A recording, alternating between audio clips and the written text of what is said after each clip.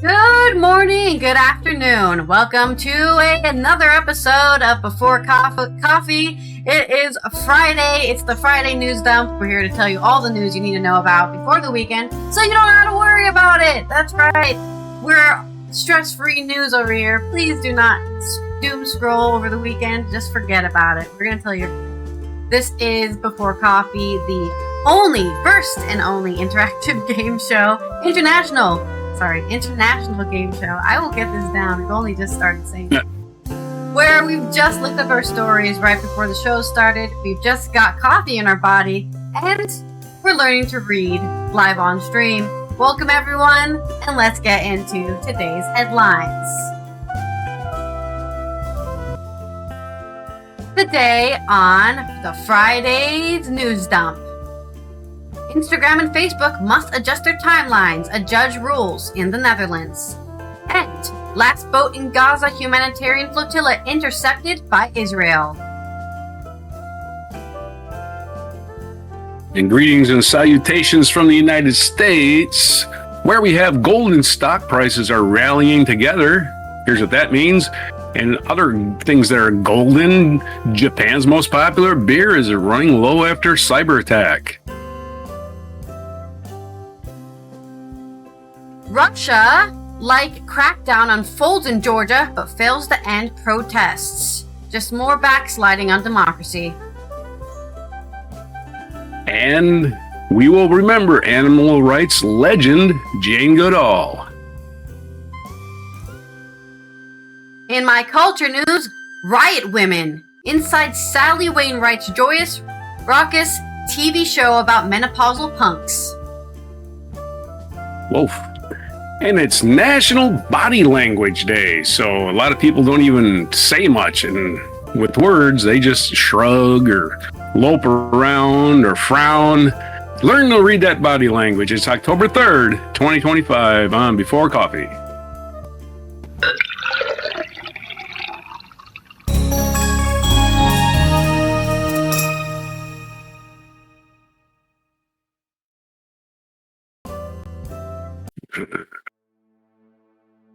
Hello, Amlin. Welcome. Thank you for claiming first in your daily elixir. I hope you're having a happy Friday, everyone. That's the one thing we can always celebrate, that it's Friday. So for some people, that doesn't mean much, because I know there's people who work on the weekends, but I think for a lot of people, it means a lot. And in some cases, an excuse to be, to have a calm, leisurely time. Let me put you on screen here. Okay, we're going to roll our first segue. So we can get the show off the road, because I've already started the show very late because I was changing the entire branding of the YouTube channel. I realized if I search Before Coffee, this channel does not show up. If I search Alien Raj, the channel doesn't show up. It's just that stupid gaming console that was released. That's called the Ali ROG. So yeah, I've decided to rebrand the channel to just Before Coffee Podcast. That's because that's mostly what we do on here. And hopefully that changes our analytics. There you go. There's the update, the channel update. Right. Do a search. You tell people, just do a search for Before Coffee, and I do a search and I get nothing. And nothing at all. I get a bunch of other podcasts, which is crazy. So the new channel is called Before Coffee Podcast, because Before Coffee was already taken. But, it's a podcast, whatever. We're talking. It's a news show. We can change it to something else until we get the right, people seeing our channel. The first segue is non sequitur. And I have two stories here. Non sequitur, the easiest one. Yeah, I have two stories here, so you're going to have to talk about absolutely nonsense in between now. Hello, Demigorge. Okay. Happy Friday. The first story is about the country I live in, which for anybody who wasn't here before the show started, I'm currently officially an immigrant here. I had some visa trouble, I think back in March when I was supposed to renew it, and I have my visa again until 2030. So my country, the Netherlands, is changing some rules for Instagram and Facebook, or I should say Meta platforms. This is by Jelmer Loomstra on Algemeen Dagblad, which is just a daily newspaper. Dutch Facebook and Instagram users should have easier control over their timeline appearance. This is currently too cumbersome, meaning parent company Meta is violating European law. An Amsterdam court will make this ruling, or made this ruling actually yesterday on the, the 2nd, right? The 2nd of October, and Meta is trying to appeal. Scrolling through your timeline on Facebook or Instagram often results in posts from profiles you don't follow at all. An algorithm determines exactly what you see based on your interests or what's popular on the website at the time. That's the worst part, right? I'm not interested in this at all, but everyone's talking about it, so you must be interested. I don't want to hear about this, actually. Thanks, Threads. Choosing a timeline that only shows posts from your friends is only possible in a roundabout way. Moreover, you have to reselect this option every time you use it, as in it's not the default option, right? Your homepage is not default. Just tell me what the people I'm following are saying. Bits of Freedom, which has filed a complaint about this with the European Supervisory Authority back in April, felt this was unfair. After hearing nothing further, the human rights organization filed a lawsuit against Meta at the end of August. According to the European Digital Service Act, or the DSA, Meta should give users more control over what they see in their timeline. According to this law, users of online platforms must be given the opportunity at all times to select and change a preferred option. Not just, I gotta switch to friends only. No, you should be able to say default to friends only when I open this damn app. For the order in which information is displayed. Meta believed it complied with this law because users can switch between timelines. In recent weeks, the company sent users a notification explaining how to switch between timelines. That Meta concluded was the end of the matter. We did our due diligence of half lazily doing it.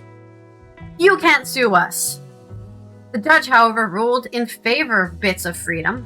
Meta must ensure that users have a direct and easily acceptable option for a timeline without algorithms within 2 weeks. The judge said the judge said the need for this is so soon, partly in view of the elections. Aha! Right? What's the best way to influence and propagandize an entire voting demographic? Show them a bunch of algorithmic bullshit that says, look, those guys that you shouldn't vote for are doing bad stuff. My proof is, look at all these likes I have and retweets. That's my proof. These will take place in the Netherlands on October 29th. Meta must also allow users to save their timeline settings so they don't have to reset them each time. If Meta fails to do so, a daily fine of 100,000 euros will be imposed, up to a maximum of 5 million. The more they shut them down. The more they keep saying no, the more they have to be sued. Bits of Freedom spokesperson Marcia Knapp said that she is incredibly pleased that the judge has made it clear that Meta must respect user choice. We find it unacceptable that a few American tech billionaires determine how we see the world. According to Knapp, the concentration of power poses a huge risk to democracy, especially during election time. As a voter, you must be able to make an informed choice about what to vote for. That's only possible if you can control what information you see.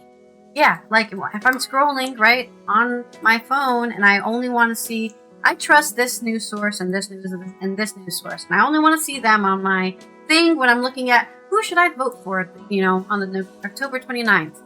But if I'm seeing like Tom random guy saying a bunch of stuff and he's getting so many views and likes and all I see is Tom, I'm gonna be like, wait, is this guy right? I don't know. I keep seeing it and it's in my head now. That guy must be or something. He must be onto something. He has a lot of likes. We know humans can be stupid, right? We can be smart too. Yeah.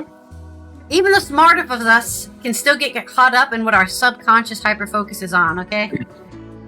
Your brain will start like tricking you into thinking, oh, that's real. Certainly, Meta makes the decisions according to the spokesperson.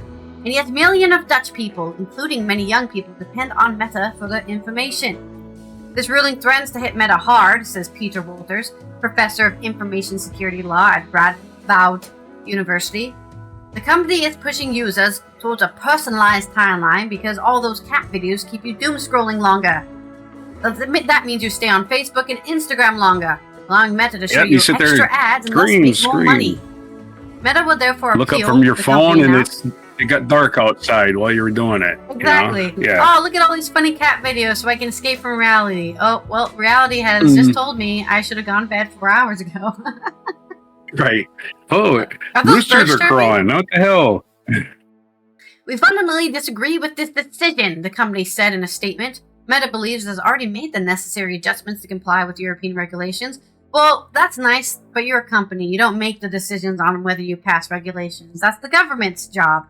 Furthermore, the company believes this is a matter for the European Commission, not for the courts in individual member states. Oh, you're making it hard because now you have to make specific rules for your country. Procedures like these threaten the digital single market. Oh no, not the digital single market! No country owes you a living. Underpin it. Typical American point of view, right? Regulations? I should be able to do what the hell I want and have no consequences. Nobody owes you a living there, Zuckerberg. Yeah. Go get a job. Anyway. That's not going to happen anytime soon. No, it's not. It's a good one, though. But it should be, right? Yeah. Is that it, though? Is that the story? That's the story, yeah. Oh, my non sequitur is when I was in Facebook jail, my favorite hobby is just going and reporting people, right? Because it keeps channeling me to these awful freaking videos, right? So I was like, yeah, this is stupid. Let me see what the comments say. And you get to a comment and it's like, oh, this guy, let's see who he is. And you go to his profile. He's just got no messages, no friends. Obviously, it's a bot. And you just report fake profile, report fake profile. There's I did that like 1,000 times. For a very long time, I think it was 3 months ago, I kept on seeing generic white guy profiles saying, yeah, 50 days of me not smoking, or I just got over cancer. And it was the same guy saying all these random, what I would consider just bait. It's just bait to like make you click on their profile, like it, say, yeah, congratulations on being sober for 3 years. But it wasn't real. It was a fake guy, probably stole a picture from Instagram, posting all these random bullshit.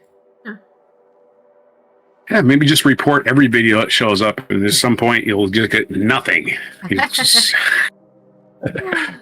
mean, it really should just be, I just want to see who I follow, and if I really want to find somebody to follow, I'll probably find them somewhere else. I'm not going to find them on the website. And it's insipid. Yeah. It's insipid, too, because if you notice, they started putting ads at the bottom of these things, right? So you click on that to report it, and you get an ad. Oh, crap, I got an ad now. Oh, and boy. I clicked on it, and now it's opened up another tab, and now I'm looking at this. Buy our new headphone cleaner, or whatever the fuck. Headphone cleaner? You need this click. I can't click fast enough for that. You need this random lamp. It's really cool. It's like, what is this? Get this packet of dehydrated water. Just add water. You know? Hell yeah. Anyways, let's go to my next story, which is about the flotilla. I'm sure everyone's been hearing about this, but if you haven't been hearing about it, I'm here to tell you the last boat in the Gaza humanitarian flotilla has been intercepted by Israel. This is from Alistair McCready on Al Jazeera. The irony. Yeah. The Israeli military has dismantled an entire humanitarian flotilla under the defense of being assholes. I don't know, like... I think everyone agrees when there's a flotilla that's just trying to get humanitarian aid, you're not supposed to bother them because they're not dangerous. But they're probably going to say, oh, there was Hamas terrorists on there. Look, we found one guy. See, it was worth it. To starve all those Gazans. They arrested hundreds of activists from dozens of vessels. Live stream video showed Israeli forces forcing their way on board the last vessel this morning on the 3rd of October. The Polish-flagged Marinette, which reportedly has a crew of 6, was the final boat of the global Sumud flotilla, once a 44-strong fleet, to be seized by Israel.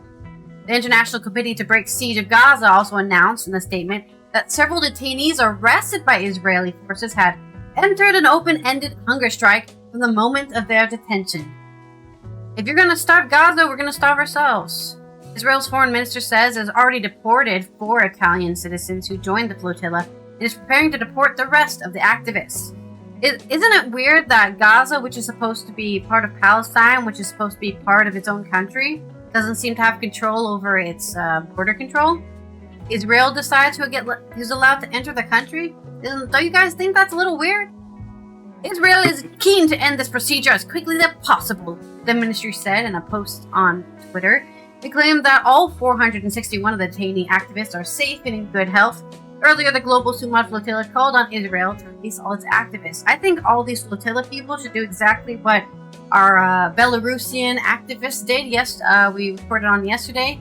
He was getting deported to I think it was it Latvia? Jump up and start swimming? Latvia or something? One of them. Yeah. One of those. He was getting deported, and he said, "No, thank you. I'm not going to be deported from my own fucking country." And he got off the bus and just walked out into the wilderness.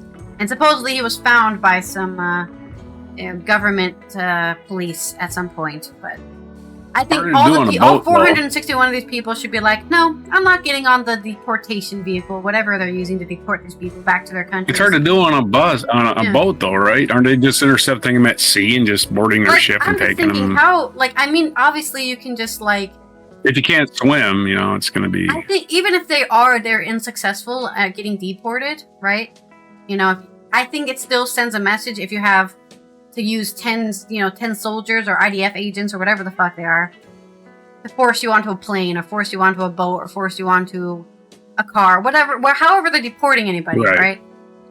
That still sends a message. I'm not going to be deported easily. I'm not going to go, peacefully. It's hard to do that in a place you're not from. Yeah. It's not a place you're not from. Who's going to hide you? Where are you going to hide? It's going to be all it's enemy. About they're there to give aid to these Palestinians, and Israel is deciding who's allowed to enter Palestine. Right? I don't respect your authority to tell me that I'm not allowed to be here or that you can deport me. You're Israel, not Palestine. A Palestinian soldier came and said, "Sorry, can you please leave? We don't want you here." Then I would listen to them because I'm actually in Palestine right now. It's like if I went to Germany and somebody from Russia came in and said, "We're deporting you." But this is Germany. Why am I listening to Russia's opinion on whether or not I'm allowed to be in Germany? Right? Well, Netanyahu's a crackpot. That's why he's a crackpot. He thinks he thinks he's vindicating all the Nazis' crimes or something. Yeah. He's like, "Oh yeah, we're going to do the same thing they did in retaliation," but you're not punishing the Nazis at all. They're not here anymore. Or actually in your government, probably. Right under your nose. Try to stop the victim mentality already. You're not a victim, Israel. You're no longer a victim. You're a country that has a lot of weapons, and you're killing people. So stop trying to act like you're a victim. There's my non sequitur. I'm not done with the story, but thank you. Reporters Without Borders, RSF, has condemned Israel's detention of journalists who were among hundreds of activists seized from the festival. Paris-based media watchdog said there were more than 20 foreign reporters on the board of the flotilla. There's a bunch of quotes from different people saying, yeah, there was a bunch of people, Turkish, Australians, Cameroon, it's a global flotilla, actually, just people from all over the place trying to get into Gaza, and just the attempt to enter an active combat zone and breach the blockade was also what prevented, the Israeli Foreign Ministry had previously warned. So they're trying to break the blockade, enter an active combat zone that they created, right? Israel created this active combat zone. Oh no, we're trying to protect you from the being blown up because we're going to blow you up. We're trying to stop you from us killing you. Israel naval forces have stopped dozens of boats carrying humanitarian supplies to Gaza and detained 500 activists from more than 40 countries. Israel previously accused the volunteers of trying to breach a lawful naval blockade. Whatever. I just don't understand what they're blockading Palestine, which doesn't have a navy, as far as I know. Know how it's lawful? Does Palestine have a navy to blockade? Whatever. Perhaps Iran does. Yeah, but that's right? They're ground board. They don't have any. They don't have any, agents of Hamas in the Mediterranean or whatever. No. Right? There's no way to know, right? There's no way to know. They're just covering all their bases. I'm not saying it's Don't you understand it's legal? Right? I'm not refusing the idea that, there could be somebody from Iran funneling resources into Palestine through the Mediterranean, you know, like selling weapons or whatever. But when it's a huge flotilla of like, what was it again? Like 40 boats, 20 boats, it's humanitarian whatever, aid that are saying we are, you know, you can check every one of us, right? You can check, you can see we have no weapons hidden under the fucking floorboards. All we have is food and water. They should be allowed in. It's not that. It's not saying, oh, we're stopping them from being blown up. Well, they're taking the rest of the blown up. I don't know.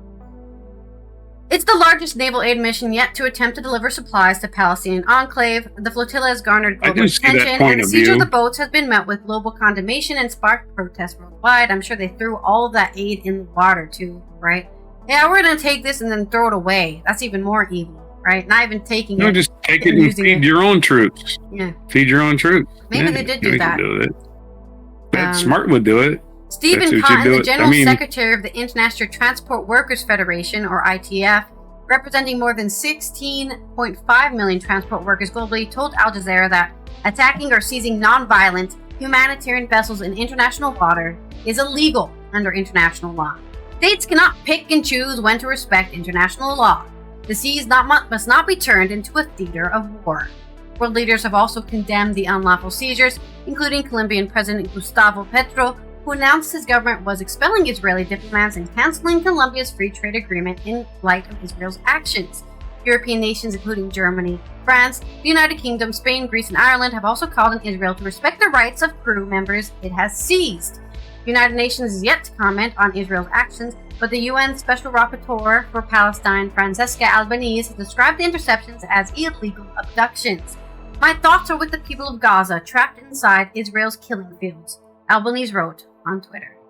There's my story, an update on that, but they just have to keep trying and maybe even adding more and more boats until just one needs to get through, because these people are starving. They're like genuinely starving. Yeah, right. But the Israelis are going to say, "Oh, they're just going to be used as human targets if you get through," and I'm just saying, bomb you and say, "Oh, they were human targets." One Palestinian human shields. Human shield. Gaza, sorry, that's what's important, I think here. I meant human shields. I meant, they're just going to kidnap you using these human shields like we're doing at all the hospitals and schools that we bombed. Yeah. Yeah. So the logic is lost on them. So if you're going to try to apply logic to dictators, which is what has Israel had an election recently? Do they stop having elections? Because I can't believe most people want this to continue. They've all been brainwashed to the point where they just think everybody's a terrorist. You disagree with me, you anti-Semite terrorist? Yeah, stop killing people, motherfucker. All right, there's your non sequitur, your second one, I guess. Another one. There's going to be an election next year, right? That's why he's really trying to. I mean, that's why we did that story. What was it, on Monday? We did that story on Monday about Netanyahu's. No, maybe it was Friday. The documentary about Netanyahu. Right, and that everyone needs to see that documentary because it's very important for next year's election, where he's basically just been cheated. He's been doing the war stuff to get elected. No, you can't elect me. If I'm not elected, I can't save you from the Palestinians. They all want to kill you, you know? So that's why he keeps starting wars with Palestine, so that he can prove that he needs to be in power. It's like the Republican argument, right? The government doesn't work, and we're going to prove the government doesn't work by not letting the government work, right? So he's doing the same thing. Right. Gaza's a threat to us, and I can prove it by starting wars with Gaza. See, look, they attacked us. Yeah, people don't like me in the cities, so I'm going to send troops to the cities, and they're going to protest it to demonstrate that, oh, look, the city's out of control because they're protesting the troops. Yeah, same thing fucking Trump does. Yeah. Just create a situation, and anybody reacts to it, act like they're the ones that are wrong. Yeah, we hate fascists. This is the fascist-hating channel. Okay, I guess we spin the wheel. Your story now, and I'm going to tell you a joke about it. Okay, first done. I got two stories. Japan's most popular beer is running low after cyber attacks. Quick story. Got a joke about Japanese beer. Japanese beer is a different taste to me. It's a lot stronger, I think. It is Asahi. This is from Jess Weatherbed. Nice name. Jess Weatherbed from TheVerge.com. Japan is facing a potential shortage of Asahi beer after a cyber attack against the beverage maker forced its systems offline. Asahi Group issued a statement on Monday announcing that order shipment and call center operations at the company had been suspended due to the systems outage and that the disruption was limited to Japan. The company has now started to manually process orders. Well, that telephones still work, according to an updated notice published today, but system-based orders and wide-scale shipments remain suspended. Asahi said it was targeted by a ransomware attack, but is withholding specifics to prevent further damage. Yeah, don't pay ransomware, right? Because there's no guarantee they're even going to give you your shit back. They get into your kernel, you get into the computer, and they say, we own your computer now, you better pay us, or we're going to reveal your... That happened to us, actually. Yeah. Our email got hacked, and I got a message saying on Instagram, we're going to display it. I've captured photos of you being naked, and I'm going to show it to all your friends if you don't pay us. And I'm like, first of all, no, you didn't. Second of all, go ahead. And all they did is all they ended up doing was deleting the Instagram account, which I'm like, okay. Oh, no. Not Instagram. Not less money for Mark Zuckerberg. Oh, no. Yeah. But yeah, continue with your story. We took immediate action, they say, about their ransomware attack. Like, don't pay ransomware. Like I say, there's no guarantee that they're going to give you back your shit. And that also makes you vulnerable for further attacks because they know you pay. We took immediate action to contain and respond to the incident, Asahi said in a system failure notice. Subsequent investigations that confirmed traces suggesting a potential unauthorized transfer of data. We are conducting an investigation to determine the nature of scope of the information that may be subject to unauthorized transfer. What probably happened, somebody inside the building clicked on an email and got his computer hacked. That's definitely what happened. The Financial Times reported on Thursday. Japanese wife available now. Yeah, that's right. Free hot men muffins in your neighborhood. Ooh, men muffins. Anyway, the Financial Times reported on Thursday that major Japanese retailers were estimating the nationwide stocks of Asahi Super Dry. Well, super dry beer just makes you thirsty, which is to make you drink more beer, which makes you more thirsty. Oh boy, the country's most popular beer. Yeah. Because dry beer makes you thirsty. And ironically, they said the supply would run dry this weekend if supply chains were not restored. Well, it's always dry. It's your dry beer. It's your super dry. So there's your story from Jess Weatherbed. All right, I've got a joke. I got two jokes for you, but let's do the more alcohol-based one. Where was it? I had it. We're all alcohol-based. Alcohol-based one. Now I need to find it because I was like, that's a good one. It's too good. But now I can't find it. I should have copied it first. You should have memorized it if it's a good joke. I wish I could. I wish I could memorize stuff that easily. Oh, here we go. All right. Your Japanese joke. What do you call an alcohol-free Japanese city? Tokyo. Nagasaki. Nagasaki. I saw that one and I had to not laugh because I was. What's the other one? Did you have a second joke? Or? My Japanese friend bought a new Sentra and named it 123. When I asked why 123, he replied with Ichi Nissan. That's a language joke. Because that's also how you count 1, 2, 3, but it's also... I'm not going to explain it. It's fine. That one's a little more cerebral. Your next story. Cerebral. My next story is about something else made of gold. Beer is not the only thing that's gold. You know what else is gold colored? Gold itself is gold. That's right. Oh, wow. I wasn't expecting that turn of events.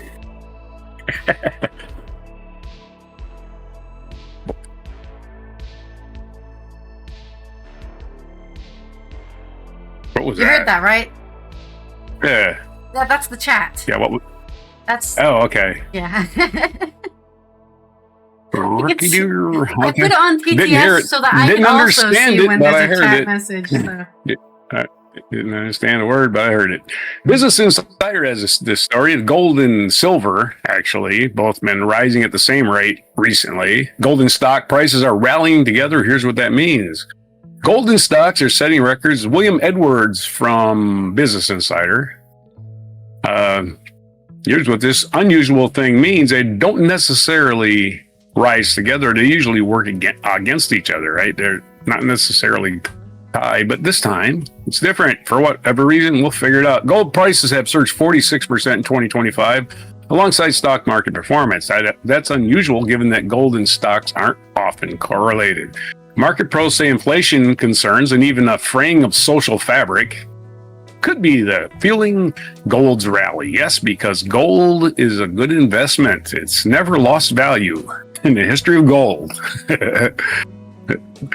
I may have gone temporarily down, but that's about it. When stocks hit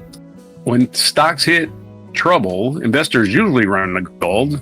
So with stocks at new highs, fresh off a 33% rally since April, investors are still running to gold. That's because they know it's an AI bubble. I keep telling you people, we had the tech bubbles, we had the internet bubble back in the 90s. What else? Well, it was called the dot-com bubble. That's what it was. And we had the real estate speculation bubble in that crashed in the 2008, and now we've got the AI bubble. So those are your bubbles. That's your review of all the bubbles we've had recently. Since gold tends to do best when stocks and the economy are flailing and investors are seeking safety, its recent rally is out of the ordinary, considering how strong the stock market has been amid the continued AI frenzy. That's exactly what I'm talking about. AI frenzy equals irresponsible pricing of stocks is what that means. So when they crash, the stock market's going down. You'll mark my words. It might not be tomorrow, might not be next year, but it's going to crash. What gives? In addition to risks like geopolitical uncertainty, maybe the most straightforward explanation is that inflation has remained sticky and investors see both stocks and gold as more stable store of value. Inflation has remained well above the Federal Reserve's 2% target, hitting 2.9% in August. Historically high tariffs threaten to push prices up further, and predictions for the Fed to loosen monetary policy have compounded forecasts for another bout of inflation. I think the reason you see simultaneous rally is it's not safe haven to trade right now. David Miller, CIO of Catalyst Funds, is more of an inflation and currency debasement questions that's driving both stocks and gold. You think of it the same way with real estate, for example. Would you ever think housing prices would be up dramatically from where they were in 2021 in spite of the interest rates going substantially higher? Ben McMillan, CIO of IDX Investors, said you might view gold rallies as another sort of iteration of the bond vigilante trade, where investors express their discontent with the dollars as inflation erodes the value of flat currency. The concern is about inflation, fiat stability, and it's fiat currency, not flat currency. They need to put their eyes like farther away from the F so it looks like a different letter. It looks like the word flat, but it's fiat. This is a concern about inflation, fiat stability, and just too much debt in the system, McMillan said. He added that it's definitely a warning signal for a stagflationary environment ahead. Yes, stagflation, that's what we're headed for, especially when the stock market does eventually crash. Of course, there doesn't necessarily need to be a tidy explanation for a simultaneous stock and gold surge. Equity investors may simply be bullish on AI. After all, the earnings that top tech firms are bringing in are impressive, to say the least. What are the earnings from? They're selling it to their other business cronies? I think they're falsifying these earnings. I can't see how this is making them money other than they're just selling it to a bunch of people that don't need it. At the same time, the inflation fears mentioned above, along with the factors like China's plan to host more gold reserves, could be fueling a rise in a precious metal. But if you're looking for more dire explanation how the soaring value of gold reflects fears of wider societal reckoning, these exist too. Victor Svitz, global strategist at Macquarie Capital, tied gold's rally to the growing prevalence to AI, as evident in the surge of AI stock prices and the havoc he thinks it will wreak on the world. As technology destroys while giving birth to a new world, chaos and polarization will likely get worse, potentially leading to civil, cold, and hot wars.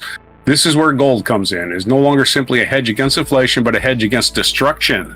Svets wrote in a client notes, societal polarization leads to political polarization, which in turn further aggravates frictions and reduces policymaking competence, leading to a high volatility of economic and inflationary concerns. This is what we've been describing as insanity premium. Yes, it's the age of stupid. Yes, the age of stupid, insanity premium, basically the same thing. How's that for something to chew on this this is written on Tuesday for a Friday morning. This is not all, though. Adding to the uncertainty and helping gold extend its gains this week is a looming government shutdown, which is already happening. The federal government is set to shut down at midnight on Wednesday, barring a last-minute deal between lawmakers, which we already know is still currently going on. Let's have a segue. Chewing? You want to chew on gold? Do I? That's what they say. Isn't that something to like taste or what? Something to chew on a Tuesday? Is that what they're saying? Why would you chew on gold? It's a metaphor. It's a I metaphor. know. It's just an interesting metaphor to choose there. Speaking of that, you can the gold you collector can actually for dessert. It's an easy one. I don't know what do you get. What is it? Cake. Hold on a second, Carrie. What Hold do on a second. do gold miners go for lunch? What do gold miners eat for lunch? No, where do they go for lunch? Bullion. Oh, I don't. The gold bar. Bon paw. Is it A-U? But it's also a French word. Bon paw. That's another language, Dirk. You gotta know. You gotta know using French. Chemistry on me, not chemistry. Chemistry. Meanwhile, as this article incorrectly focused purely on gold, right? Other precious metals such as platinum, silver, right? They're all doing the same thing. It ain't just gold. So, like platinum is up to 37.10 per ounce. Gold is, like we just covered that, silver is the same. If you just look at the chart, look at the 1 year chart for any of these, they all look the same. Down in the mud about 2020, way up high now. Yeah, so they all look the same. Platinum price, what's another? Give me another precious metal. Titanium? Titanium. That's an expensive one. Well, so is platinum and gold, What's right? in batteries? Whatever's in lithium? Is lithium's a metal, isn't it? Yeah, lithium's it's an element. It's not a metal. Are you sure?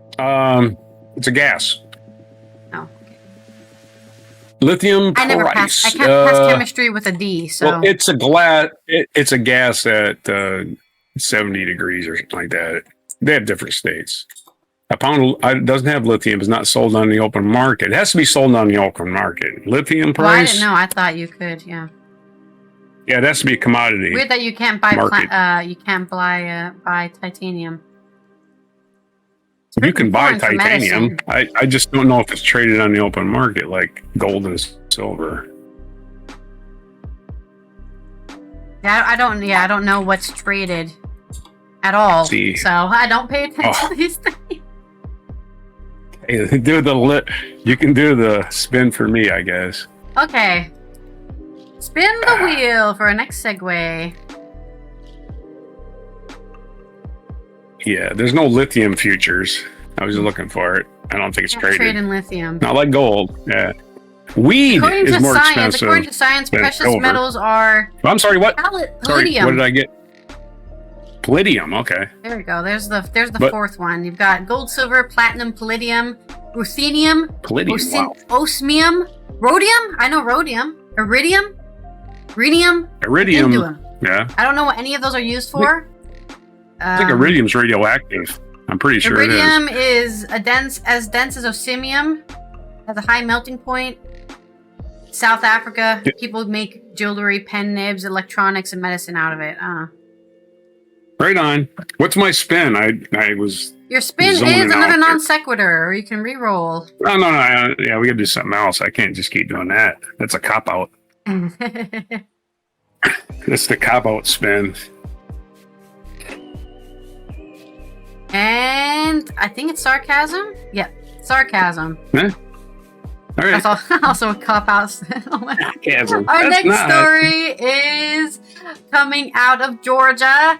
My favorite place to talk about democratic backsliding, as more protests are breaking down and they try to crack down on them like Russia would, because that worked out really well. By Sofiko Megreldze and Dasha Litvinova, coming out of Tbilisi, Georgia, on AP News. Almost every day for nearly a year, Gota Chanturia has joined rallies at Georgia's parliament against the government and its increasingly repressive policies. He's done this despite mass arrests and police violence against demonstrators. And the civics teacher keeps marching even though he's racked up an astonishing $102,000 in fines from the protest. Ah, yes. Fining you for protesting. That's a normal thing. That's about 10 times what the average Georgian earns in a year. We've said that we will be here until the end, and we're still here, Chanturia told the Associated Press as he participated in yet another demonstration this week in the capital of Tbilisi. The protest began when governments halted talks about joining the European Union. That move came after the longtime ruling party Georgian Dream won an election that the opposition alleged was rigged. Rallies, big and small, continued despite multi-pronged crackdown by the government through laws that target demonstrators. That's suspicious when you start passing laws to say, hey, you're not allowed to protest the government anymore. Stop that. Rights groups and non-governmental organizations and independent media. Wait, you're not taking the lines from the government. You're not allowed to do that anymore. More protests are planned for this weekend to coincide with local elections. The repression in the South Caucasus nation of 3.7 million has drawn comparison to Georgia's powerful neighbor, former imperial ruler Russia, where President and dictator Putin has stifled dissent. Georgian Dream has been accused of steering the country into Moscow's orbit of influence and right into Putin's hands. Watch out, Georgia. Thanks. You might be the next one invaded. Oh, those poor Russians living in Georgia. They need us to protect them. Human Rights Watch says Georgia is suffering a rights crisis. The clampdown is unprecedented in the country's independent history and is escalating steadily, said Georgia, the group's Europe and Central Asian Associate Director. But Georgia's vibrant civil society is pushing back and has become a question of who would blink first, Gogia said, or Georgia. If it's the public and civil society, they could wake up in an authoritarian country, which would be a huge transformation from what Georgia used to be up until now, he added. Ketunia Kerashvili joined a rally in rainy Tbilisi Wednesday, the 1st of October, despite the fact that her 30-year-old brother, Irakli, was arrested in December, convicted of disrupting public order, and sentenced to 2 years in prison. What a bullshit charge, dude. You disrupted public order! What does that mean? You made my grandmother uncomfortable, so you're going to prison for 2 years. Wait, what? Huh? He rejected the charges as unfounded. I can't believe that's even a charge. I still get this. That's what a bullshit charge. I'm gonna charge you for blinking weirdly. 5 years in prison. Yeah, you grew up with free speech, or at least a pretense of free speech. Gerashvili told AP her brother's trial was tough to watch. All of those boys and girls are in prison now. We're trying to protect our country from pro-Russian forces and a pro-Russian government, she said. The violent crackdown escalated after largely peaceful protests in late November 24, with over 400 people detained within 2 weeks, which means that they went and looked for you. If you went to those protests and you're caught on camera, they went and found you and for 2 weeks were chasing people and arresting people and putting them in jail, which is also suspicious. At least 300 reported severe beatings and other ill treatment, according to Amnesty International. The group alleged much of the brutality occurs out of sight in detention. Between April 24 and August 25, at least 76 people have faced criminal prosecutions in the protest, with more than 60 in prison. according to Transparency International Georgia, an anti-corruption organization. The number of prosecutions is likely higher now. Scores more people have been slapped with steep fines. Chanturia said he was fined 56 times for allegedly blocking a road, a common charge levied against protesters. He said he hasn't paid them and he doesn't intend to. Under new regulations, failing to do so could land him in jails. We're bringing back debtor's prison! Another way to get people we don't like it never went away. First, you're going to do something. I'm going to catch you with a bullshit charge that I don't like you about. Charge you with it so many times that you'll never be able to pay the debt. Then I'm going to put you in debtor's prison. Easy peasy, silenced forever. HRW's Gogia said it's hard to estimate how many people have been fined, but he estimates it could be thousands. The penalties are issued via automation, like highway tolls and traffic fines, and with authorities using surveillance cameras and facial recognition. Sometimes those penalized weren't protesting, but just happened to be in the rally. Or, like that one guy who got smashed by a tank because he was just delivering food in the neighborhood, and somebody decided to run him over. Hello? But that was in Indonesia, not in Georgia, right? But imagine that, right? Hey, you were nearby that protest because you live on that neighborhood. You're being arrested. How dare you have a job delivering sandwiches? Sorry, I lived there. Don't deliver I guess next time I'll make sure I live somewhere else. They're having a protest. Mariam Nukurzadze, a prominent journalist and co-founder of the independent news site OC Media, has incurred 20,000 lari, about 7,300 in fines, after being cited 4 times for allegedly blocking the road. She said she was merely covering the demonstrations because she's, yet again, an independent media. I'm here, live, getting sued for reporting live that there's a protest happening. Please donate to my GoFundMe. Javed Almodev, a journalist student from Azerbaijan, told AP he was filming at July protest when the camera spotted him. He learned he had been fined 10,000 lari, about $3,700, upon returning to Georgia last month to complete his studies at the Georgian Institute of Public Affairs. He eventually was denied entry, risking the completion of his degree and his U.S. scholarship. I have to be in Georgia, he told AP from Germany, where he is now an exchange student, but it's a big question. Authorities have targeted key opposition politicians and parties, along with right activists and media. These are warning signs. This is not normal, right? When they start attacking opposition parties, when they start attacking rights activists, when they start attacking the independent media, fascism, guys. That's fascism. These things are allowed to exist. You don't have a democracy. You're pretending you have one. Yeah. In summer, 8 opposition leaders were jailed on charges of refusing to cooperate with parliamentary inquiry. That doesn't seem like an offense that you get jailed for. 2 more were arrested later on different charges. The opposition said these arrests were politically motivated. I think everyone can agree with that. The government is trying to create a narrative that there were attempts to overthrow the government, violate the Constitution, and engage in sabotage and violence, said Guram Imnadze of the Social Justice Center, a group whose funds were frozen. Another goal is to stop all independent actors in the country, to limit or shrink democratic free spaces in the country, and to make independent actors such as NGOs, media outlets, and individual activists unable to support democracy. I can't make any decisions for my country because I'll be considered trying to attempt a coup. I mean, it is really funny. It's like, we don't agree with the government's decisions right now. We don't want them in power. Wait a minute, you're trying to take us out of power. Yeah, you guys suck. I don't know why that's a crime. You don't. Losing power is not anything anybody wants to do, though. You understand exactly. that part. That's true. Georgian Dream has filed lawsuits against several independent TV channels and revealed plans to petition Constitutional Court to declare the main opposition party, United National Movement, and others to be unconstitutional. They don't agree with us. It's in the name, dude. Opposition party. They're supposed to not agree with you. They're not allowed to not agree with me.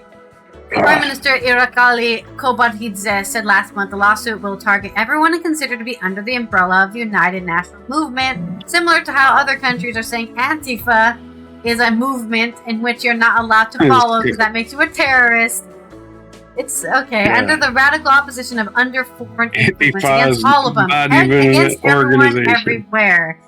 I don't like my neighbor. I'm going to say he's a part of the United National movement and get him jailed. Now Right. I don't know. Use his parking spot. Because I don't like that he parks. I want to park there. So now he's in jail, so I can use a parking spot. No foreign agent will be able to destabilize the situation in this country, he added, referring to legislation that allows labeling NGOs, media, and individuals as foreign agents. That's what the Prime Minister has said. The targeted groups remain defiant. The 7 groups with frozen funds vowed to fight against the authoritarian rule and Russian-style laws using every legal mechanism available to ensure that the opponents of democratic and European paths enshrined in our Constitution cannot achieve their goals. HRW and other international rights organizations last month urged the EU and its member states to use all diplomatic and legal tools at their disposal to exert pressure on Georgian officials and members of the judiciary, prosecution, and law enforcement involved in human rights abuses, and prosecutions of human rights defenders and civil society activists. Despite suspending talks to join the EU, Georgian authorities still care what the EU does or says Gogia, and adding that public overwhelmingly supports membership and the government knows that. Kobakidze said this week the goal of the EU membership by 2030 is realistic and achievable, but a European Commission official told AP that the repressive actions taken by the Georgian authorities are far from anything expected from a candidate country. The EU is ready to consider the return of Georgia to EU ascension path if the authorities take credible steps to reverse democratic backsliding, said the official, who was not authorized to comment publicly and thus spoke on condition anonymity. If you're not allowing people in your country to disagree with you, parties have different ideas about how the country should be run. That's not democratic. That's authoritarian. So, here's my story. Yep. Another day, another ex-Soviet satellite state having the same problem. Okay. This reminds me of a sign I used to have at a shop I used to work. It said, this is your sarcasm. The sign said, the beatings will continue until morale improves. There's your sarcasm for That's today. How it works. Next story.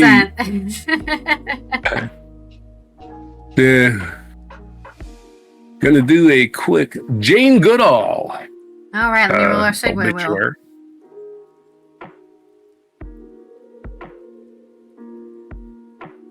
Everybody's got something. An alliteration headline. Go ahead.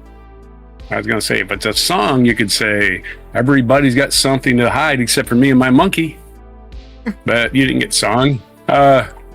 This is from Joblo.com. Quick article is Netflix announces the release of a unique posthumous docuseries with Jane Goodall titled Famous Last Words. Yes, so a little plug for Netflix. Netflix is announcing a posthumous docuseries called Famous Last Words to feature Goodall over her last interviews. Famous Last Words is a unique series that showcases reflective interviews with some of the world's most influential cultural figures. After the interview with Dr. Goodall, the episode will cap off with her being given an opportunity to talk into the camera and address the audience with a message for after her passing.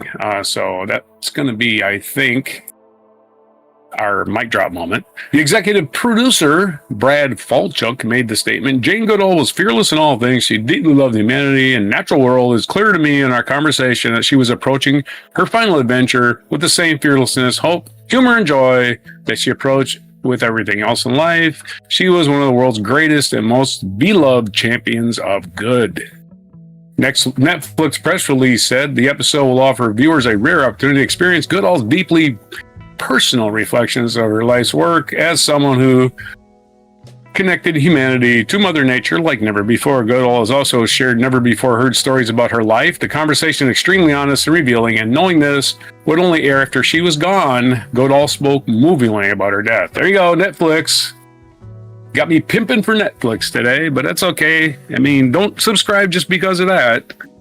I'm already subscribed. It's too late. I've already got it, so I'll watch it. The story, the eulogy we're going to read is from AP News. This is from Hallie Golden, Tammy Weber, our eulogy, obituary, what do you want to call it? Remembering Jane Goodall, a life dedicated to wildlife. AP This is from AP. A famed primatologist, Jane Goodall, was renowned for her groundbreaking work with chimpanzees, but dedicated her life to helping all wild animals, a passion that lasted until her death this week while on a U.S. speaking tour. She spent decades promoting humanitarian causes and the need to protect the natural world and tried to balance the grim realities of the climate crisis with hope for the future, admirers said. Those messages of hope mobilized global movement to protect the planet, said President Joe Biden, who awarded Goodall the Presidential Medal of Freedom just before he left office. Of course, the Presidential Medal of Freedom is being now, awarded to people like Rudy Giuliani. So maybe they can come with a better medal for this, Here are some good things to know about Goodall's life and legacy. Goodall didn't have a college degree when she started. Despite Goodall's enduring passion to observe wild animals in Africa, she didn't have a college degree when she arrived there in 1959, starting as assistant secretary at the Natural History Museum in Nairobi. Famed anthropologist and paleontologist Louis Leakey gave her a job and later invited her to search for fossils with him, his wife, and the Olduvai Gorge. After seeing her grit and determination, Leakey asked if she would be interested in studying chimpanzees in what is now Tanzania. He told the Associated Press in 1997 that he chose her because he wanted an open mind. It wasn't until 1966 that she earned a PhD in ethology, becoming one of the few people admitted to the University of Cambridge as a PhD candidate without a college degree. That is amazing, actually. That is really amazing. Goodall took an unconventional approach in Africa. While first studying chimpanzees in Tanzania in the 1960s, Goodall didn't spend her days simply observing animals from afar and giving them numbers like other scientists. She immersed herself in every aspect of her life, feeding them and giving them names and informing what can only be described as a personal relationships with them. The approach was criticized by some scientists and saw its alarming lack of scientific detachment. Or could it just be that we're going to do a scientific study on how social chimpanzees can be with humans? There you go. It's not a scientific detachment at all. By the way, we live on the same planet with these animals. How can we be detached from them? It makes no sense. Goodall documented chimpanzees in a wide array of activities widely believed at the time to be exclusive to humans, including showing their ruthlessly violent side during what she described as warfare. She described seeing a group systematically hunt down and kill members of a smaller group over the course of 4 years. The war ended only after every member of the smaller group was dead. Yeah, so monkeys are warlike too. So there we go. At least chimpanzees. It was a shock to find they could show us such brutal behavior that made me seem even more like us than I thought before. Yeah. In another instance, she called a dominant chimpanzee brushing a younger chimp aside to get fruit. When the second chimp screamed, its big brother stepped in to rescue him. And then when those two chimps started screaming, a female 2 trees away stepped in. Since Goodall couldn't, another heading is Goodall wasn't planning on becoming a scientist. Since Goodall could crawl, she had a fascination with animals. When she bought her first book at the age of 10, Edgar Rice Burroughs' Tarzan of the Apes, her vision for the future started to solidify. She planned to travel to Africa and live with wild animals. But her dreams did not involve becoming a scientist. She told the Associated Press in 2020 she planned to be a naturalist and write books about animals, but that vision shifted as she learned more. I always wanted to help animals all my life, and then naturally that led to, if you want to save wild animals, you have to work with local people, find ways to live without harming the environment, and getting worried about children, what the future they could have if we go on as business as usual. Goodall's advocacy lasted until her death. Goodall has said watching a disturbing film in 1986 about experiments on laboratory animals pushed her into advocacy, a calling that lasted until her death. I know I had to do something, she said. It was payback time. She was still traveling almost 300 days a year, giving lectures to packed audiences, and was in the midst of a U.S. speaking tour when she died of natural causes in California. The Jane Goodall Institute said she had been scheduled to meet with students and teachers on Wednesday to kick off a tree planting effort in wildfire burn zones in the Los Angeles area. When she couldn't travel during COVID-19, she began podcasting from her childhood home in England. She spoke with guests including U.S. Senator Cory Booker, author Margaret Atwood, and marine biologist Ayanna Elizabeth Johnson on dozens of episodes of the Jane Goodall Hopecast. She inspired others especially girls and women. Admirers of Goodall inspired generations of young people, particularly women and girls. Jeffrey Flocken, Chief International Officer of Humane World for Animals, recalled how Goodall once spent 2 hours telling his younger daughter stories about her adventures with animals and the challenges of being a young woman pioneering biological research in the field when conservation was still an emerging profession. Chimps, pangolins, elephants, and more, Jane cared about all animals passionately, and she was able to use that passion to inspire others, children in particular. University of St. Andrews primatologist Catherine Holbader, who studies chimpanzee communication, said that her view of science was transformed when she, as a young researcher, first heard Goodall speak. It was the first time that I got to hear it was okay to feel something. There's your biography, your eulogy, for Jane Goodall. Oh, okay. Rest in peace, Jane. At least she died naturally, which is, what she would have loved as a nature lover. Never stopped. Never retired. Never said, that's all, I'm done. I don't got to do nothing else. He never stopped. So, my alliteration is Jane's joyful journey joins the gentle geniuses for generational justice. Wow. Your G's and J's.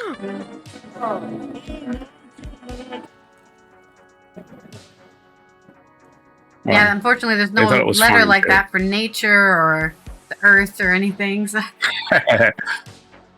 maybe the Jane. Gem or something, but you'd have to infer the earth is a gem. It is a blue gem in space. Yes. Little blue dot, as they say. Mm-hmm.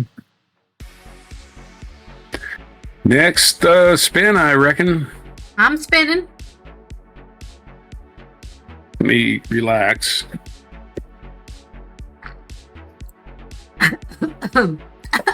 Wow, it's taking a while. I'm re-rolling because it was non sequitur and I just choked on my coffee. Oh boy. Reminds me of a song for this culture news, which is about music, so it might actually remind you of a song. Okay. This is an interview on The Guardian with Sally Wainwright, and it's about her new show about post-menopausal punks. So, those older women who are still rocking out on stage, even when, people are telling you to go inside, no one wants to see you. The Happy Valley creator has turned her darkest hour into a rebellious tale of midlife women uniting in musical anarchy. The team behind the highly awaited drama talk vodka, rock and roll, and hot flashes. This is by Zoe Williams. Ride Women, Sally Wainwright's hotly awaited new drama, will be billed as a menopause show. That's fine. The show can be proud of such a shorthand in 25. Besides, there's a lot of menopause in it. Lorraine Ashbourne stars as Jess, a smart-mouthed pub landlady, leading her best life, house full of grown kids and grandkids, a boyfriend who does literally everything she says. I have, in Jerry, written a weak man, said Wainwright contemplatively, as if it's the first time that's ever happened. But he's very likable. Men don't need to be strong. It's not we're not living in the wild anymore. Just did a little side tangent, right? Men need to be strong. For what? What do you need to be strong for? We're not struggling through life. We're living in the easiest time of life, at least in the West, of any history ever. Nonetheless, Jess is overwhelmed, like all of us, by the state of the world and decides to start a rock band for a refugee fundraiser. She needs bandmates naturally, so enter Tasmeen Grieg as Holly, a retiring police officer, Joanna Scollin as Beth, a ground-down teacher, and Amelia Bullmore as Yvonne, a midwife with a stick up her ass. They're joined by Rosalie Craig as Kitty and a very hard-living shoplifter, significantly younger than the others. She's late 30s, early 40s in the role, though the others all mid to late 50s, but also menopausal. Her USP is incredibly charisma and a stunning voice, belted out a pub karaoke with vivacious rage when she isn't drinking neat vodka straight from the bottle or vandalizing cars. Riot Women, the band, come together at once. The show starts off with the energy of one last heist drama. They're planning to do an ABBA cover until Beth rebels. She's absolutely done with being nice. She's been a competent pianist, accompanying school choirs all her life. She wants their music to express what they're actually feeling. The songs they end up with, composed for the show by indie punk two-piece RXX, land in a bit of the Venn diagram where punk meets the menopause. An absolutely uncompromising fuck you. No question, this is an unflinching look at the realities of the change. Sorry, still love the euphemism. It sounds so satanic. The change of becoming menopausal that nobody ever talks about, actually, as a girl, right? As a girl and a woman. I don't know much about it. People don't talk about it. Talk about it with shame in a lot of cases, right?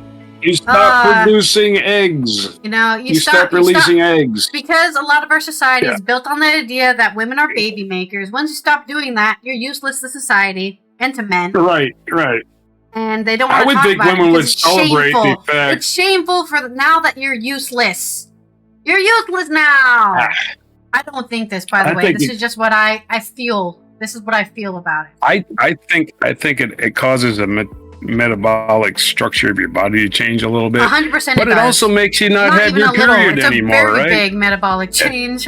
right. But I'm saying it also. So you don't have your period anymore. It seems like, there you go. Yeah, but then instead you're sweating all the time, and then suddenly you get super hot and you're melting, and at least that's what I've heard. Right. I mean, and also you start growing facial hair. Getting old is fun, no doubt. You know how people are about facial hair. Women aren't allowed to have it, even though I have it right now. You can't see it, but I have a little side mustache. I've had it my entire life, and I don't feel anything about it. Can't wait Mammals grow hair. It's nothing new. Yeah. Nothing. We're all apes at the end of the day. Its plot lines include Kitty having a hot flush while she's being arrested for wrecking havoc in a supermarket. Yet right women also about aging parents, dealing with dementia, workplaces that have changed their sensitivities, but only for some people. Yeah, we respect you because you're gay, but we don't respect you because you're old. We still think we don't like you because you're old. You know, that kind of idea, right? We support gay women, just not old gay women. The long arc of feminism, who got screwed by it, plus adult children, and why they're a pain in the neck. It's also about music. The entire cast learned their instruments, some from scratch. That is very impressive. The battles over their set list drive a lot of drama. The unlikely relationship, especially that between compliant Beth and delinquent Kitty, are forged at the keyboard. They all learned separately before a studio date where they had to get together and perform as a band. Because they're playing with their own instruments, the songs are written to reflect both their gutsy mood and their technical rustiness. Bullmore remembers, even when you can't play, it still sounds so good. We had this date and we were working towards. I can't remember a date looming as big since having a baby. Oh my god, I have to learn how to play this rhythm guitar part by October 15th or it's over. Black Women's about women at a certain age. When menopause is one of the things that is happening to you, says Brainwright, but you're dealing with a lot that you don't see coming. Or that you knew was coming and you choosing to ignore. Oh, maybe that won't happen to me. Maybe I'll be completely fine and I won't suffer at all. Not. You know, the more I learn about what women go through, I really do feel like we were designed to suffer. You read your whole life and then you finally get rid of it. And then you suffer through something else. Menopause. Let's not even talk about perimenopause, which is when your body is like, we're running out of gas. We're not there yet, but the gas is about to be empty. And that's that kind of liminal period between menopause and being, fertile is pretty rough, I hear as well. I wanted to find a way to talk about it that was energizing and uplifting and offered a solution. For me, it started when my mom developed dementia. I was menopausal. I started to feel invisible. I raised an eyebrow at this. I mean Zoe raised an eyebrow at this. It was peak Gentleman Jack. She had a global fan base. Zoe interviewed her back and she looked magnificently visible. But that's not how it felt. You know your career's big and you've pulled in a lot of direction. In the middle of all that, I was turning into this little old lady. That's what I'm saying, right? There is, and people can deny it, but it's a real thing. As soon as a woman starts getting old, people are like, can she go away? Can you go over there? Like, put her in the closet. I don't want to see that anymore. You're making me depressed, lady, with all your wrinkles and your menopause. I want to see young women that make me feel like I'm young again, you know? You're old. You must be stupid. Oh, yeah. The show opens with Beth about to take her own life. Old people have money. The pressures Don't of ever a mother forget with that. dementia and an entirely unfeeling brother and boss. Wainwright says, understandably, that when she started writing it, I was quite low, and I wanted that journey of two women who reached the same point, because Kitty's trying to kill herself through vodka, as well in a more flamboyant way. Beth's going out with a whimper, and Kitty's going out with a bang. I wanted to start with two women who were really low, and allow them to find something they never imagined was going to happen. A new chapter, one could say. Zoe suggests to Wainwright that Kitty is a bit of an idealized portrait of addiction, because alcoholics in real life tend not to be so charismatic. She simply smiles enigmatically at this, but Craig says later, Sally would always say, I don't think Kitty is an addict. I think she's just self-medicating. She's always fought Kitty's corner. We'll scroll a little bit because it does go a bit more about the show. Probably the harshest characters are the young adult offspring of the band, who are so selfish that it's quite an unusual portrait of a family unit. Well, that's how it is, Wainwright says briskly before adding, not that it applies to my kids. Everyone adds this caveat. It's so sweet. I'm not basing this on any of my children. Love you! When Wainwright started writing Riot Women, she was on HRT because I'm just one of those people who thinks you shouldn't take drugs. She says, Riley, as part of her research, she spoke to Louise Newson, the doctor who's really raised the profile of hormone treatment, and said, Tell me something about your life, your mum, I said. She's got dementia. She's got osteoporosis. And she said, that's two reasons why you shouldn't be on HRT already. Right, because for anybody who doesn't know, HRT does increase your risk of osteoporosis. I think also, what's the other thing? Your bones. It does bad things to your bones. So, Riot Women isn't all about hormones, except in so far as life is. And that itself was so strong there's no real main character apart from, in a way, the punk band itself. While the show is a rallying call for women to fight for visibility, Ashbourne says the music serves to reignite their passion. Riot Women reminds us that joy isn't something we outgrow, it's something worth fighting for. Isn't that just a brilliant little happy ending to that article? Just because you're getting old and everyone wants you to feel shame for it, doesn't mean you can't be happy about living your life and getting old. I'm very happy about getting old. I don't want people to treat me like a child all the time, which does maybe not so much anymore, but when I was 20, it was happening a lot. And I don't mean they were treating me like a 20-year-old. I mean they're treating me like a 12-year-old. You know? Men coming up to me the same age as me going, hey darling, let me help you. You obviously don't know what you're doing. I'm like, what makes you think I don't know what I'm doing? Because I'm a woman? Oh boy. Got that chip on your shoulder. Yeah. Song it reminds me of is Hot Blooded by Foreigner. Hot Blooded, yeah. She's on menopause. Going through menopause. Hot That's right. Don't fuck with me, because I'll flatten your nose. She's angry at the fucking world. I'm hot blooded. I'll hit you with my bass guitar. I'm hot maybe that happens on the show. I guess you have to watch it. Right. Oh, by the way, Riot Women, if you want to watch it and you have access to BBC, it starts October 12th at 9 p.m. on BBC One. I'm sure you can find another place to watch it. If you don't have access to BBC, there's plenty of places for that. I came up with the perfect song anyway. Yeah. All right. So it's Newsday in history. Accurate metaphor, simile. Accurate metaphor. We're going to talk about this day in Rocktober history. October 3rd, 1967, Woody Guthrie passed away. We talked about Huntington's disease the other day. I think it was Good Tuesday. We talked about Huntington's chorea, which he deteriorated from the 50s on and spent the rest of his life in care until 1967 when he passed away. I love how they don't tell you how old he was. Yes, but I believe he was born 1912 because I was listening to his autobiography the other day. That's a long time. He didn't get to be very old. He only lived until 1967. That's only 55, man. But I'm currently listening to his biography, which is called Bound for Glory, which is made into a movie. If you want to watch the movie, it's good.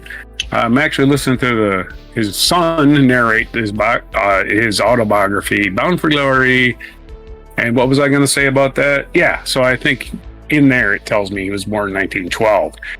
Also on this day, Sinead O'Connor in 1992, this is what happened 33 years ago. She tore up a picture of the Pope on Saturday Night Live. And, oh, you can't do that to the Pope! And basically ruined her career for a lot of different reasons. But she was right. She was absolutely right. The Catholic Church was covering up what orphanages were doing in Ireland. And she, being from Ireland, knew about it and wanted to expose it, and everybody just said, oh, let me bury my head in the sand, and oh, that scary bald woman's yelling again. Oh, it's so scary to me. I'm so comfortable in my own prejudices. Anyway, so that's what's happened on this day in Rocktober history. On this day in regular history, we'll go back to let's see. We're going way back. October the 3rd in the year... not that far back. 1862, the Battle of Corinth, an American Civil War.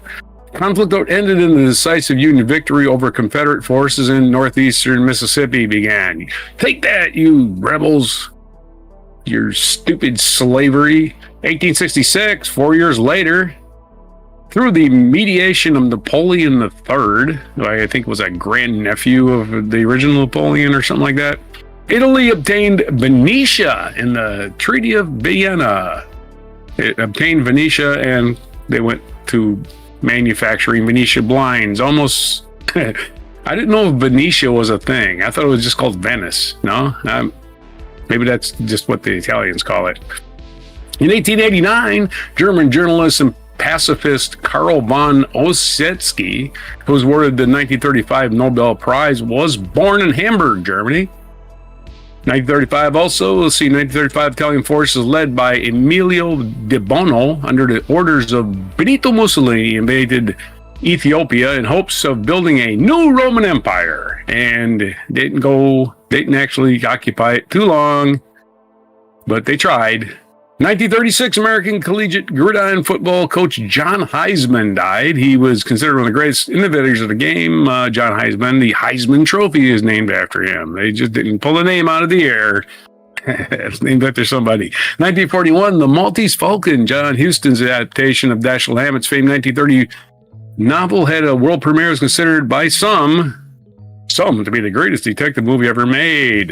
1945, the May Johnson Bill, keeping atomic research a secret and establishing security regulations, what is introduced into Congress, although it never became law. The debate over the proposed legislation resulted in the passage of the Atomic Energy Act of 1946. 1952, the first British atomic weapons test called Hurricane was successfully conducted aboard the frigate HMS Plymouth. Frigate, he said. Frigate!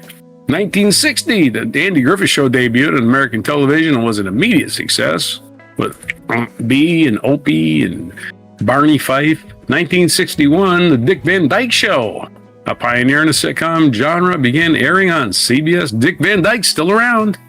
Yeah, that's right, he's still around. His show started 64 years ago. I mean, the show isn't on the air anymore.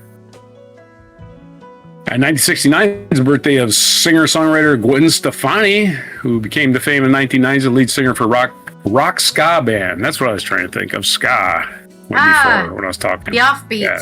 The offbeat. Yeah. Music. Yeah, with the horns and the reggae beat. Yeah. No Doubt. The name of that band was called No Doubt, and they had no doubt that she was going to be starting a solo career, which she did. Anyway, happy birthday to Gwen Stefani. 1995, O.J. Simpson. Yeah, one of the most sensational trials in history ended as O.J. Simpson was found not guilty of murdering his ex-wife,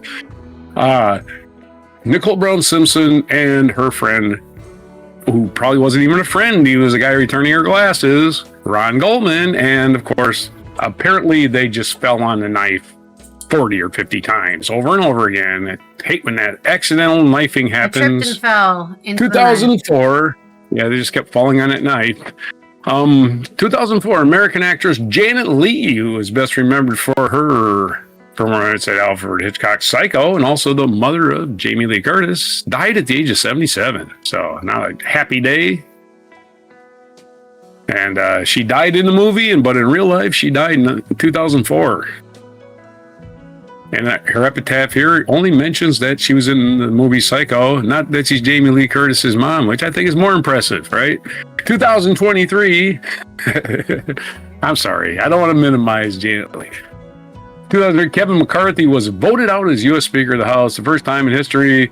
Speaker was removed from office. Yeah, you're not as reactionary extremist as we want. So we want a guy who's a fascist who's pretending he's not gay. Get us Mike Johnson, if that is his real name. Mike Johnson. Nah, that's not his real name.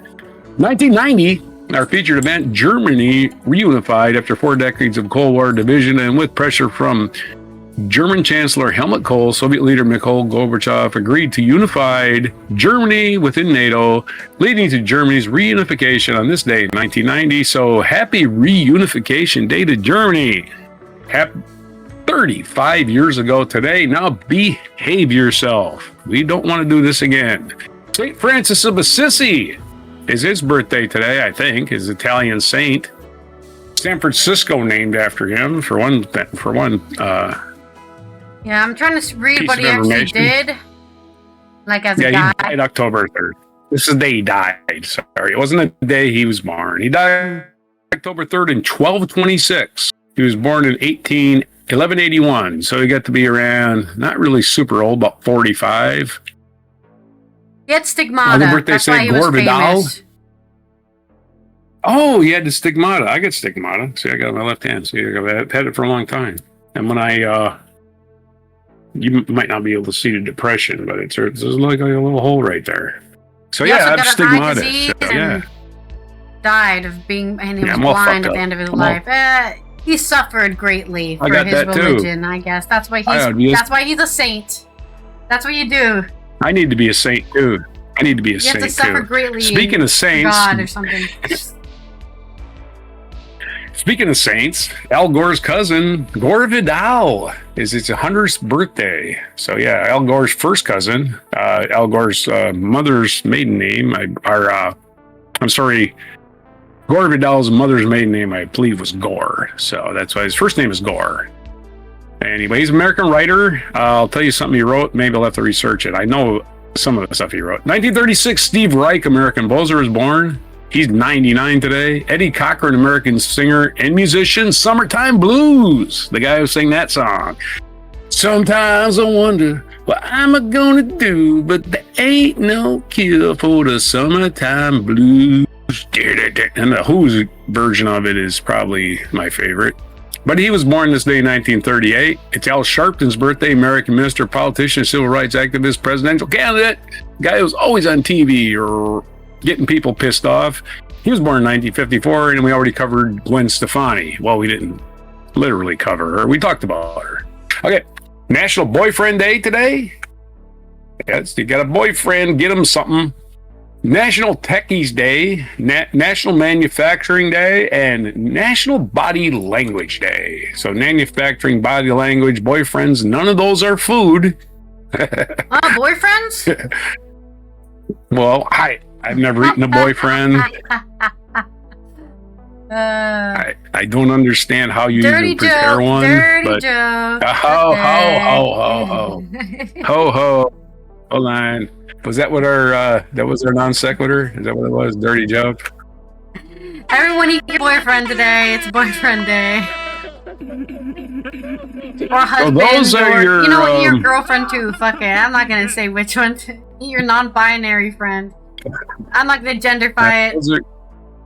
Those are your sarcasm, your alliteration headlines, your stories, your obituaries, everything for Friday, October 3rd on before other food. Before coffee. Nothing, unless UN, I might have something today. The UN the UN actually doesn't have anything today. Have a yak sandwich. National Day calendar's playing. Shush. Okay. I don't have anything today, Okay. but I have a week. I have a week that starts today. So we're celebrating on Saturday. From Saturday to next Friday is World Space Week.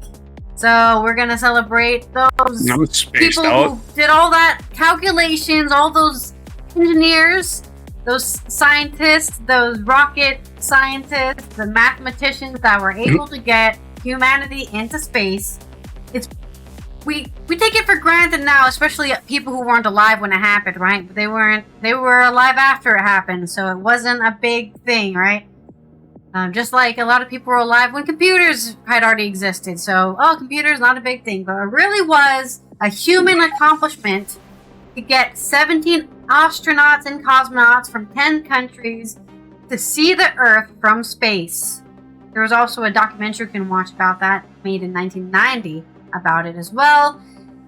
World Space Week, celebrate that, celebrate space, and celebrate our ability to even be able to see our planet from space. The only species, other than, I guess, a dog and some monkeys, to see the Earth from space. And I guess tell everyone about it. Hey, I saw it, guys. It's a small little planet. What about roaches? I wonder if roaches. I don't do that. What I'm saying is we came back, right? People came back and said, hey, this is what I saw. I don't know if the chimpanzee survived or the dog survived to say, ruff, ruff, ruff, or woo-hoo, Mrs. Baker was our monkey. I remember as a kid. I'm more curious if a dog or a monkey would have the brain conception to describe what they saw, right? Because how do you if you don't understand what it is, how do you describe it, you know? You have to ask Mickey Dolenz. He's the only living monkey. Maybe Jane found out with the gorillas and the chimpanzees. Jane Fonda found out, maybe. Oh, maybe, yeah. Anyway, that is our UN observances for the whole week of the 4th to the 10th. It's also World, there's no other day. Oh, actually, I'm wrong. On Monday there's a day, but on Sunday there's a day. Here we go. Sunday is World Teachers Day by UNESCO. So celebrate those people who basically raise your children for you. Especially if you live in a Western country. Right? Well, if you live in a Western country, these teachers are seeing your children 8 hours a day, telling them all sorts of information, and hopefully accurate, and, or at least helping them. AI teachers. Help create cognitive ability. Make conclusions, read between the lines, understand metaphor, and all that stuff. Critical thinking. Critical thinking needs to be taught. Teach critical thinking in first grade, perhaps. Being able to read, these are important things, people. So celebrate the teachers on Sunday, October 5th. This has been Allison here from the Netherlands. Oh, and Gore Vidal. I was going to mention Gore Vidal about, I mentioned him. He wrote a lot of historical novels. So they're all good reads. Yeah. One of them is called The Decline and Fall of the American Empire. To your teacher on Sunday. The Decline and Fall of American Empire. Go read that one. And we will, this is Roger from the East Coast, and this has been Before Coffee, the Friday news dump. We will see you on Monday, of course, for Mucking Fun Day. And I'm telling you right now, do not look at the news and doom scroll this weekend, okay? This is your doom scroll. We're done, okay? You're cut off. If you would like to support the show, you can check out our Patreon for as little as $1 a month. You can help us get something from this. You can also like and comment and share if that's not available to you. And here is our farewell, Jane Goodall.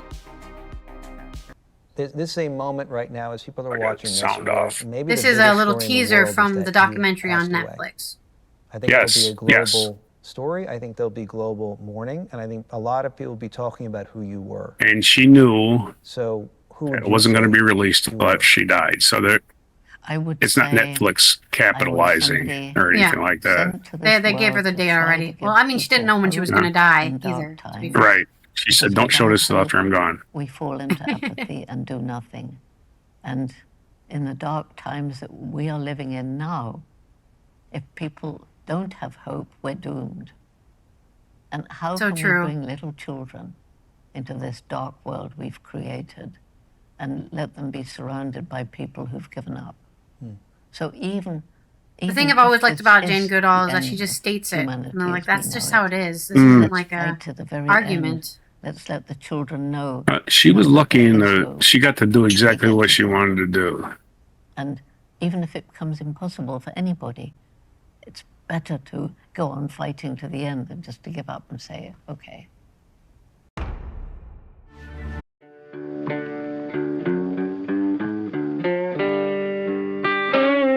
Be sure to hit the like, subscribe, and notify buttons, and follow our other channels, Toxic Alley, History of Gravy, and Scratchy Old Records.